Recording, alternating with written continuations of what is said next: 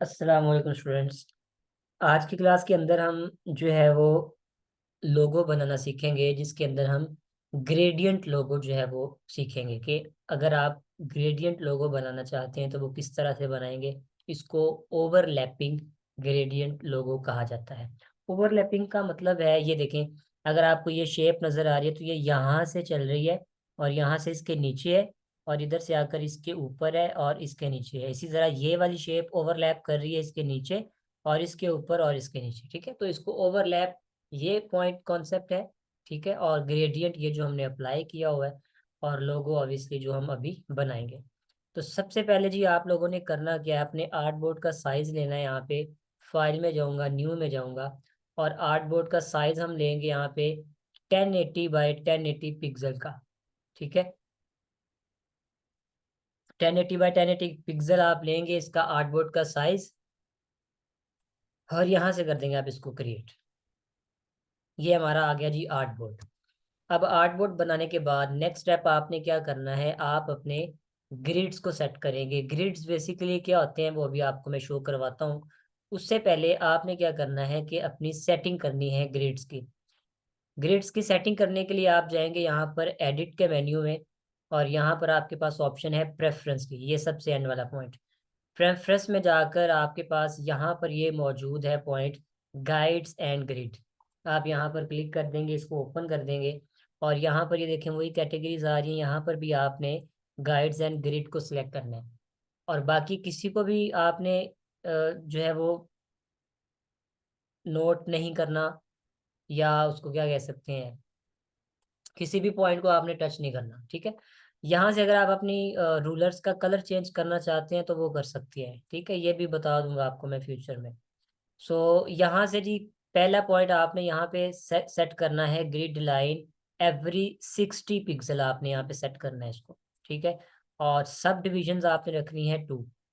इतना करने के बाद यानी ये 60 पिक्सल और सब डिवीजन आपने 2 रखी और आप कर देंगे ओके। ठीक है, ये हमने अपने ग्रिड्स को सेट कर लिया। अब ग्रिड लाएंगे कैसे, यहाँ पे जाऊंगा व्यू में और यहाँ पर मेरे पास ऑप्शन है शो ग्रिड की। यहाँ पे मैं शो ग्रिड कर दूंगा तो ये देखें मेरे पास ग्रिड्स आ गई।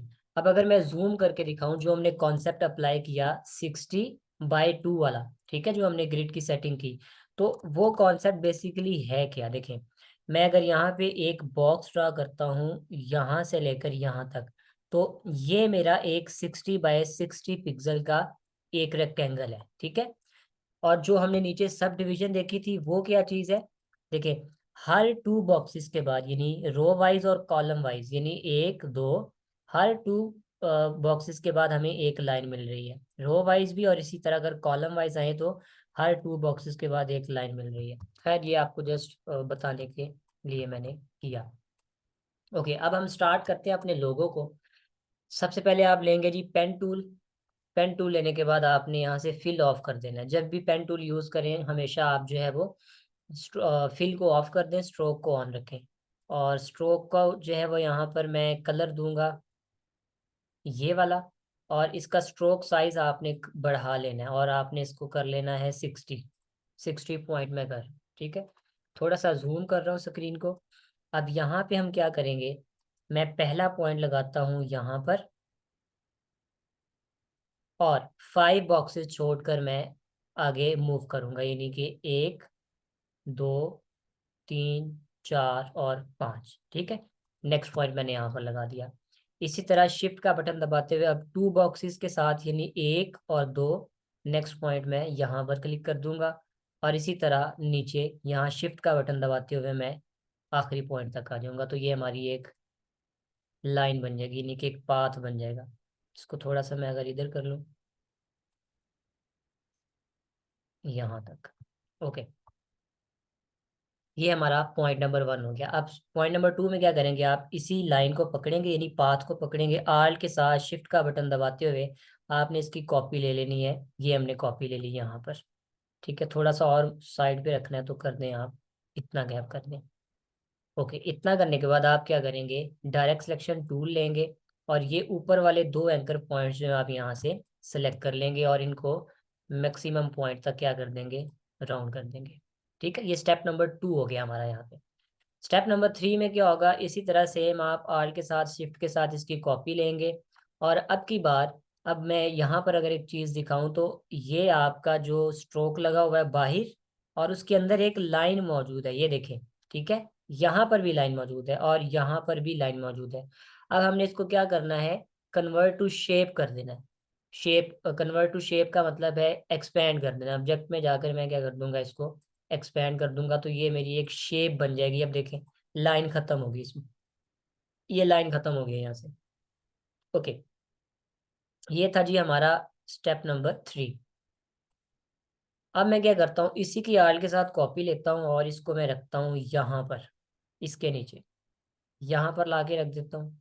ठीक है, और अब की बार मैं क्या करता हूँ, यहाँ से स्वैप करता हूँ, यानी फिल खत्म करके मैं स्ट्रोक ले लेता हूँ यहाँ से इस तरीके से। ठीक है, स्वैप कर दिया मैंने। नेक्स्ट मैं क्या करता हूँ, ये वाली जो हमारे पास ऊपर ये शेप पड़ी है, यानी पाथ पड़ा है, याद रहे ये एक शेप है और ये हमारी एक लाइन है। ठीक है, अभी इसका कॉन्सेप्ट आपको मैं बताता हूँ। आर के साथ इसकी कॉपी ले रहा हूँ शिफ्ट के साथ, और यहाँ पर पॉइंट टू पॉइंट ये इंटरसेक्शन कर रहा है नीचे, आप देख सकते हैं। ठीक है, यहाँ ला के रख देंगे आप, बल्कि इसको सेंटर में कर लें पहले। इसको सेलेक्ट किया, इसको सेलेक्ट किया और मैंने सेंटर अलाइन कर दिया। ठीक है, अब मैं लाता हूँ इसकी शेप की कॉपी नीचे, आर के साथ इसकी कॉपी शिफ्ट के साथ, और ये वाले पॉइंट्स देखें यहाँ तक, ये इंटरसेक्शन पॉइंट बन गया। यहाँ पे लाकर इसको मैं छोड़ दूंगा। ठीक है, और इसके बाद इसको भी मैं क्या कर दूंगा, सॉरी, इसके बाद मैं कहता हूँ डायरेक्ट सिलेक्शन टूल लेता हूँ और इसको मैक्सिमम पॉइंट तक मैं क्या कर दूंगा, राउंड कर दूंगा यहाँ से यहाँ तक। ठीक है, और इसकी भी मैं जो है वो ये स्ट्रोक ऑफ ऑफ कर दूंगा। ठीक है, तो कुछ इस तरह से हमारी ये शेप बन जाएगी फिल वक्त यहाँ तक। ओके, अब इसी को मैं सिलेक्ट करता हूँ और आल के साथ एक और कॉपी लेता हूँ और मैं इसको यहाँ तक ले आता हूँ। ठीक है, अब की बार मैं क्या करूँगा, ये वाली जो मेरी लाइन है, यानी जो अंदर वाला पाथ है, इसको मैं यहाँ से नीचे से पकड़ूंगा और एक बॉक्स तक स्टेप ऊपर मूव कर दूंगा यहाँ तक। ठीक है, और अब मैं पेन टूल लेता हूँ और एक पॉइंट यहाँ से लगाकर इसको ज्वाइन कर दिया मैंने। ठीक है, और एक पॉइंट यहाँ पर लगाकर इसको ज्वाइन कर दिया मैंने। ठीक है, यानी एंकर पॉइंट्स लगा के मैंने शेप को क्या कर दिया, क्लोज कर दिया। ओके, अब दोबारा से हम सेम डायरेक्ट सिलेक्शन टूल लेंगे और एक पॉइंट ये सिलेक्ट करेंगे, इसको मैक्सिमम हम क्या कर देंगे, कर्व कर देंगे अंदर की तरफ। सेम इस तरफ करेंगे, मैक्सिमम कर्व्स कर दिया हमने अंदर की तरफ। अब की बार वो जो लाइन है ये, इसको सिलेक्ट किया यहाँ पर और इसको भी मैक्सिमम हम अंदर की तरफ राउंड कर देंगे इस तरीके से। यहाँ पर ये पॉइंट सिलेक्ट किया और इसको भी हमने मैक्सिमम जो है वो कर्व कर दिया। ठीक है, अच्छा, इसको मैं स्ट्रोक का थोड़ा सा साइज बढ़ा देता हूँ ताकि ये नज़र आए हमें।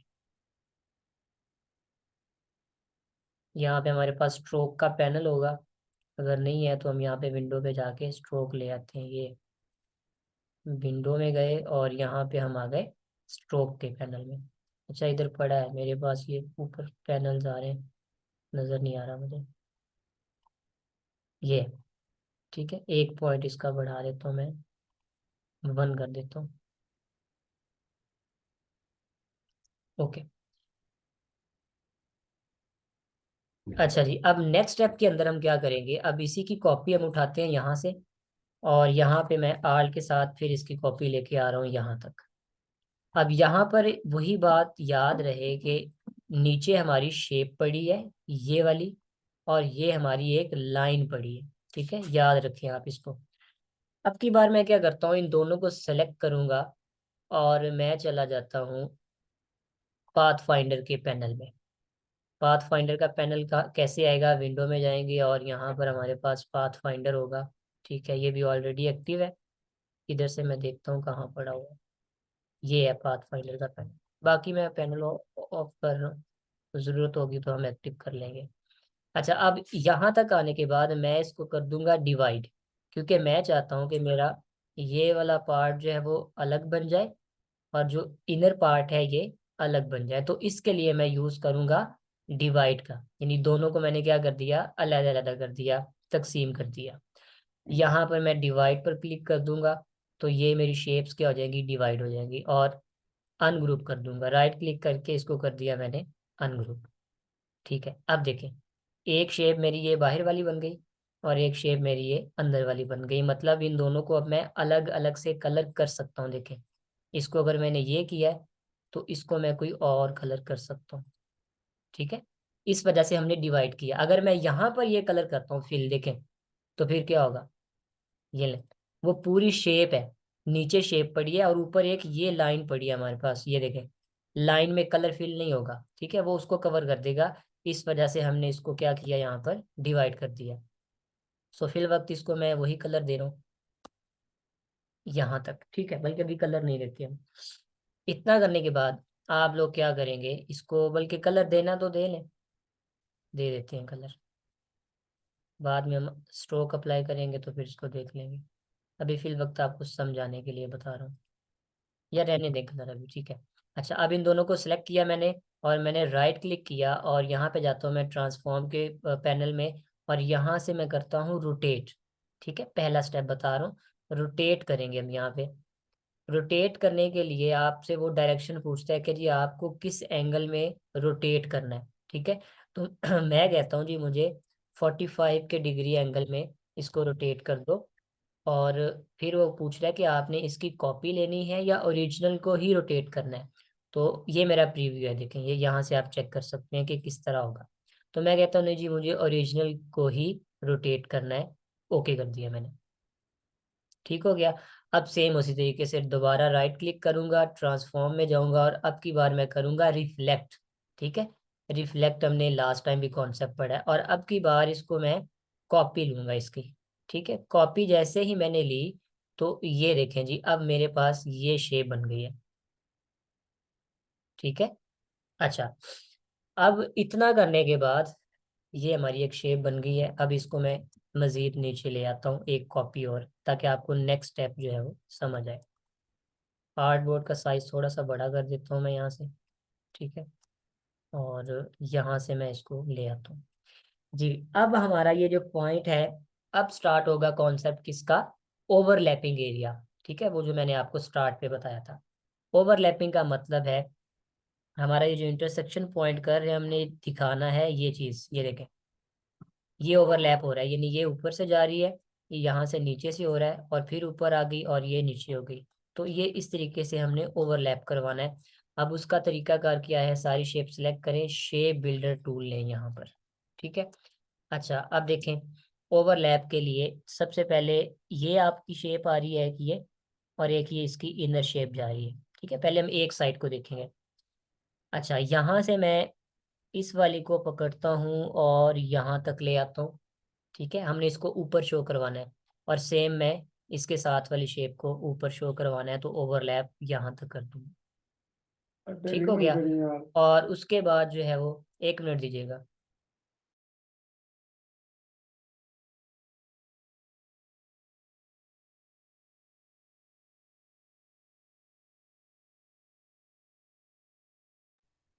अच्छा जी, अब ये हमने ओवरलैप कर दिया पॉइंट। अब इसी तरीके से ये वाला पॉइंट ओवरलैप करके दिखाना हमने, इसको मैं यहाँ से ड्रैग करूंगा यहाँ तक, और उसके बाद इस पॉइंट को मैं ड्रैग करूंगा यहाँ तक। ठीक है, ये ओवरलैपिंग हो रही है यहाँ पे।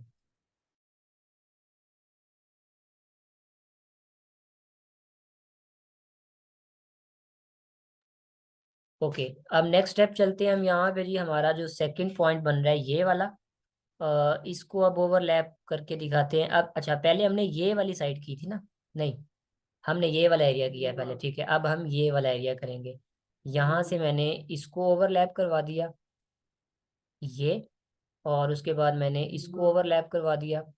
ठीक है, और ये भी ऊपर आएगा तो यहाँ से मैंने इसको ओवरलैप किया और उसके बाद इसको ओवरलैप कर दिया। ठीक है, तो ये देखिए हमारा ओवरलैपिंग एरिया यहाँ पर क्रिएट हो चुका है।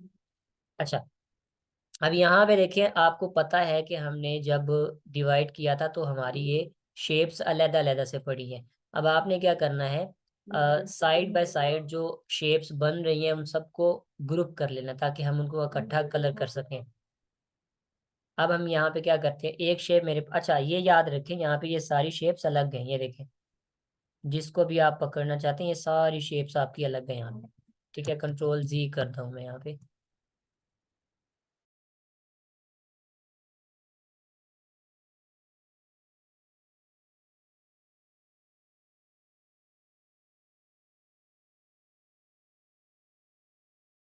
अच्छा जी, तो अब हम यहाँ पे इसको क्या करेंगे, सबको गाइड बाय गाइड जो है वो हमारे जो जो ऑब्जेक्ट सेम है उनको सबको क्या कर लेंगे, हम ग्रुप कर लेंगे। जैसे मेरे पास एक शेप ये है, इसके साथ मेरे पास ये है, शिफ्ट के साथ इसको सिलेक्ट किया, फिर मेरे पास ये है, ठीक है, और एक मेरे पास ये है। इन सबको कंट्रोल जी करके ग्रुप कर दिया मैंने।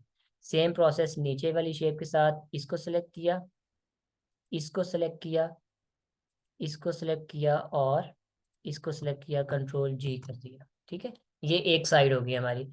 अब इसी तरीके से मैं सेकंड वाले को करूँगा। ये यहाँ पर एक शेप ये पड़ी है और दूसरा इसका पार्ट ये है, ठीक है, तीसरा पार्ट इसका ये है और चौथा पार्ट इसका ये है और पांचवा इसका पार्ट ये है। कंट्रोल जी कर दिया। सेम हेयर नीचे वाली शेप के साथ पहला पार्ट और दूसरा पीस, ये आ गया तीसरा पीस और चौथा पीस और ये आ गया पांचवा पीस। ठीक है, कंट्रोल जी कर दिया मैंने इसको। अब देखिए, अगर ये वाली शेप मेरी एक पूरी इकट्ठी हो जाएगी, वो जो हमने सिलेक्शन की थी, यहाँ पे देखें, यहाँ से लेकर यहाँ तक ऊपर वाला पार्ट अलग रहेगा और नीचे वाला जो पार्ट है ये अलग रहेगा। इनको अब अलग अलग से हम कलर कर सकते हैं।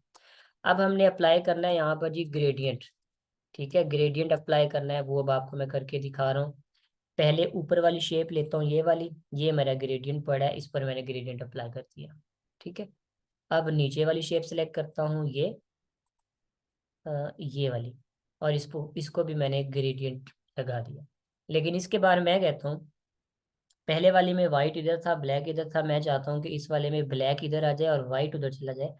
तो इसकी आपको ऑप्शन बताई थी रिवर्स, ये आपके पास ग्रेडियंट पैनल के अंदर रिवर्स ग्रेडियंट करूंगा तो ये देखें 3D लुक दे दी उसने हमें, ग्रेडियंट टाइप। ठीक है, सेम उसी तरीके से इस शेप को कर देंगे।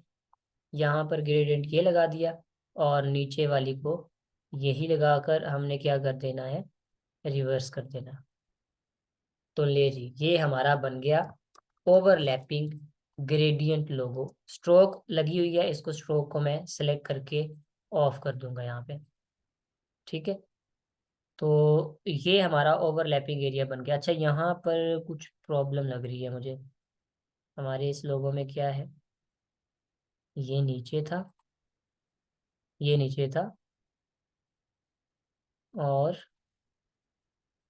अच्छा वो हमने सारा नहीं किया ना उसको। ठीक है, नो इशू। अब हम इसको लेते हैं और शेप बिल्डर टूल लेकर मैं इसको इकट्ठा कर लेता हूँ, इसको इकट्ठा कर लेता हूँ। वो हमने कॉर्नर पॉइंट जो है ना वो ऐड नहीं किए थे उसमें, और यहाँ से इसको मैंने इकट्ठा कर लिया। सेम हेयर मैं यहाँ पर करूँगा। ये तो ठीक है मेरा ख्याल, ये वाला होना है ना, हाँ ये पॉइंट होना है। इसको और इसको कर दिया और उसके बाद जो है वो इसको सेलेक्ट करके शेप बिल्डर के साथ इसको मर्ज कर दिया, और ये भी शेप होगी मेरा ख्याल ये वाली, हाँ ठीक है ये भी होगी। इसको इसके साथ मिला दिया और इसको सेलेक्ट करके मैंने इसको मर्ज कर दिया। हाँ अब आई थिंक ठीक है, या ये भी रहता है अभी, नहीं ठीक है ओके। चेक कर लेते हैं ना हम यहाँ से, ये ओवरलैपिंग है, ये है, ये है और ये है, आई थिंक सो यही है। ठीक है, अगर इसको मैं रेक्टेंगल लगाता हूँ और इसको बैक पे करता हूँ रेक्टेंगल को, और उसका कलर मैं ये वाला करता हूँ, ये देखें अब आपका। ठीक है, तो ये था जी हमारा ग्रेडियंट ओवरलैपिंग लोगो, किस तरीके से हमने बनाना है। अब पूरे को सिलेक्ट कर लें आप। ठीक है, अच्छा मैं ग्रिड्स वगैरह सारी अब हाइड कर रहा हूँ, व्यू में जाऊंगा और यहाँ से मैं हाइड ग्रिड कर दूंगा। ठीक है, ये प्रोसेस आपको बताने का मकसद था कि हम कैसे यहाँ से देखें। स्टेप 1 है, स्टेप 2 है, 3 है, 4, 5, 6, 7, यानी 7 स्टेप में हमने अपना लोगो जो है वो कंप्लीट किया। इनको मैं डिलीट कर रहा हूँ यहाँ पे, इसको मैं यहाँ पर लाकर और शेप को कर देता हूँ बड़ा। ठीक है, ये देखें, ये आपका बन गया ओवरलैपिंग ग्रेडियंट लोगो। सारे को सिलेक्ट करके कंट्रोल जी कर लिया। ठीक है, सो इस तरीके से 3D लोगो, उमेर इसको हम कह भी सकते हैं और किसी हद तक नहीं भी कह सकते। ठीक है, क्योंकि 3D जो है वो प्रॉपर एक व्यू होता है। ये जस्ट लाइक 3D व्यू है, लेकिन एक्चुअल में 3D नहीं है ये। ठीक है, सो आप इसको जो है वो अकॉर्डिंगली जो है वो नॉर्मल लोगों के अंदर ही इसको कैटेगराइज रखें। ओके जी, होप सो ये सारा प्रोसेस आपको यहाँ तक समझ आया होगा। अब नेक्स्ट हमारे पास यहाँ पर हमने एक और पॉइंट करना है। ठीक है, और वो है पॉइंट हमारा टाइप टूल। ठीक है, हमने कल इम्बेलम लोगो के बारे में पढ़ा था, और उसमें हमने देखा था कि किसी भी शेप के अंदर टेक्स्ट को कैसे लिखा जाता है। मैं कहता हूँ यहाँ पर मैं एक इलिप्स लेता हूँ, शिफ्ट का बटन दबाते हुए इलिप्स ड्रॉ किया मैंने। ठीक है, मैं चाहता हूँ कि इस इलिप्स के इर्द गिर्द जो है वो अपना मैं टेक्स्ट लिखूँ। ठीक है, सो यहाँ पर जाता हूँ, ये T type tool, right click करता हूँ और मेरे पास यहाँ पर थर्ड ऑप्शन मौजूद है, type on a path tool. यानी आप किसी पाथ के ऊपर जो है वो टेक्स्ट को लिख सकते हैं। तो मैं यहाँ पर क्लिक करता हूँ और अपने पाथ पे आता हूँ। ये देखें, मैं जैसे ही पाथ पर आता हूँ तो ये देखें मुझे वो पाथ का पॉइंट बता रहा है। यहाँ पर आकर मैं क्लिक करता हूँ तो ये देखें मैं टेक्स्ट अब लिख सकता हूँ। अब मैं जो भी टेक्स्ट लिखूंगा वो मेरा इस सर्कल के अगेंस्ट राउंड रहेगा। This is the life of the man, कोई भी लिख दें। ठीक है, तो लिखने के बाद आप इसको सेट कर सकते हैं। ओके, अब मैं कहता हूँ कि इसका साइज बड़ा कर लेता हूँ मैं। ठीक है, साइज बड़ा करने के लिए मैं इसको सेलेक्ट कर लेता हूँ टेक्स्ट को। ठीक है, और उसके बाद मैं क्या करता हूँ, यहाँ से इसका साइज बढ़ा देता हूँ। 12 पॉइंट्स है, मैं 60 कर देता हूँ ये, या 36 करता हूँ, 48 करता हूँ, क्योंकि इसमें एक और पॉइंट बताना है मैंने आपको, सॉरी। अच्छा जी, ये हमारा टेक्स्ट आ गया। इसका फ़ॉन्ट स्टाइल और वो सारी चीज़ें आप यहाँ से सेट कर सकते हैं। अच्छा, अब ये देखें, आपको यहाँ पर हैंडल्स नज़र आ रहे हैं। दो हैंडल्स आपके पास ये हैं, एक और दो। जूम कर रहा हूँ मैं स्क्रीन को।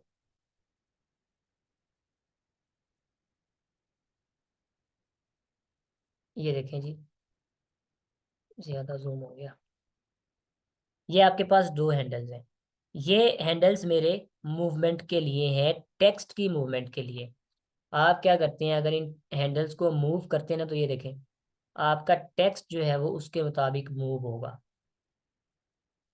यानी एक हैंडल जो है वो इस साइड को मूव करने के लिए है।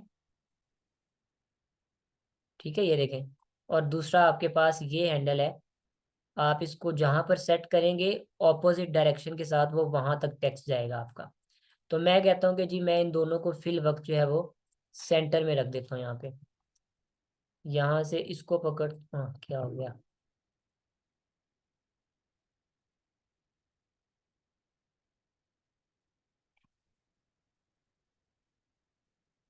इस हैंडल को पकड़ता हूँ मैं, ये सेंटर पॉइंट तक ला दिया। और इस हैंडल को पकड़ता हूँ तो मैं इसको भी यहाँ पे सेंटर तक रख देता हूँ।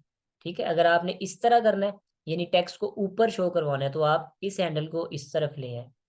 ठीक है, तो वो आप पे डिपेंड करता है कि टेक्स्ट को किस एरिया में दिखाना है, ऊपर या नीचे।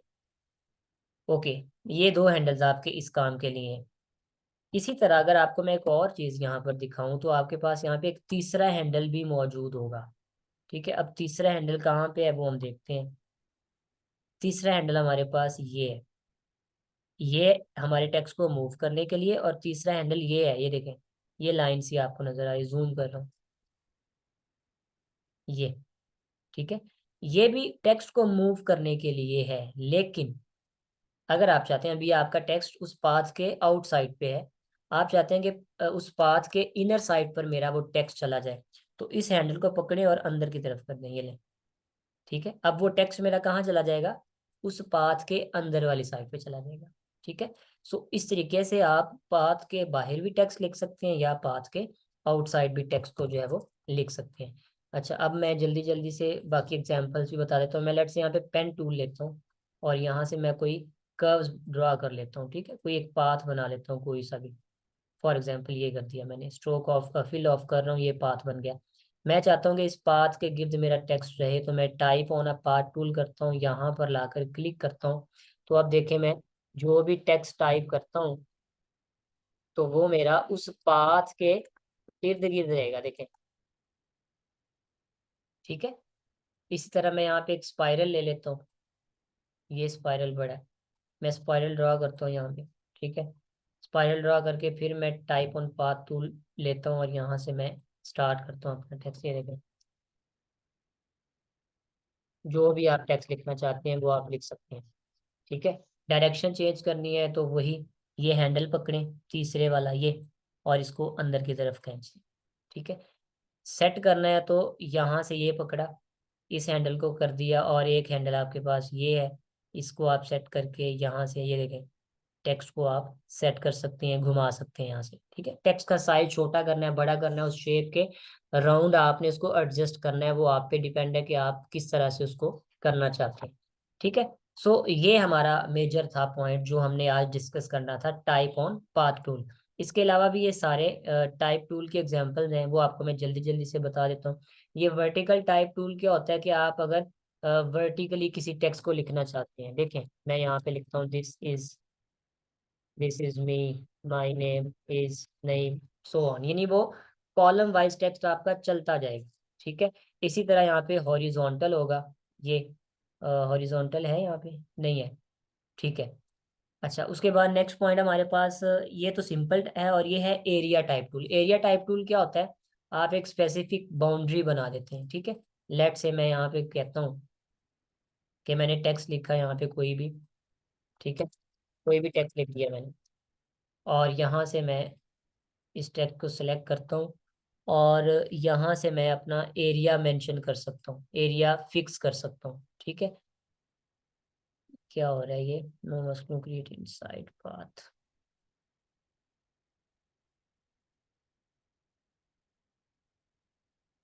इसमें अच्छा ये पॉइंट मैं कल बता देता हूँ, इसको देखना पड़ेगा क्या सीन है, कोई इशू हो रहा होगा इसमें। अच्छा, type on a path tool आपको बता दिया, वर्टिकल बता दिया, वर्टिकल एरिया ये भी एरिया टाइप से रिलेट करता है, ये भी कल इकट्ठा बता दूंगा। Vertical type on a path, ठीक है, ये जैसे हमने वर्टिकल देखा था ना, टेक्स्ट यहाँ से कॉलम वाइज जाता है, तो इस तरह अगर आपका कोई पाथ बना हुआ है तो उसमें वो वर्टिकल लिखा जाएगा। जैसे ये देखें, मैं कहता हूँ कि मैं पेन टूल से एक शेप ड्रा कर लेता हूँ, ये वाली, और इस तरीके से मैंने लिख दिया, फिल ऑफ कर देता हूँ। मैं यहाँ से क्या करता हूँ जी, वर्टिकल टाइप टूल लेता हूँ, और यहाँ से मैं पाथ पर क्लिक करके लिखूंगा, तो वो देखें, तो वो मेरा उसी तरह जाएगा, वर्टिकली लिखा जाएगा उसको। ठीक है, सो वो आप पे डिपेंड करता है कि आप उसको कितना जो है वो रखना चाहते हैं, टेक्स्ट का साइज, उसका फॉन्ट, और पाथ के हवाले से। लास्ट यहाँ पे मौजूद है टच टाइप टूल। ठीक है, मैं कहता हूँ यहाँ पे अडोब टेक्स्ट टूल लिया मैंने, और अडोब इलिस्ट्रेटर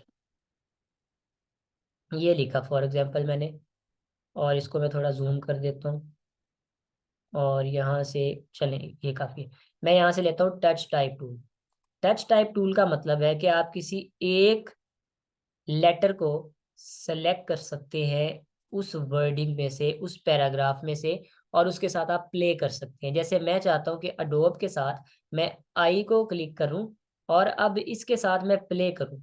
इसके ऊपर देखिए, अगर आपको एक ये छोटा सा कर्सर नजर आ रहा होगा, एक मिनट, ये सिलेक्ट किया मैंने, और ये देखें, अब आपको ये पॉइंट खींच के आप इसको देखें, रोटेट कर सकते हैं, इसके साथ प्ले कर सकते हैं जहां पे आप रखना चाहते हैं। ठीक है, इसी तरह अगर आप चाहते हैं कि इसका साइज बढ़ जाए तो इसका साइज बढ़ा सकते हैं।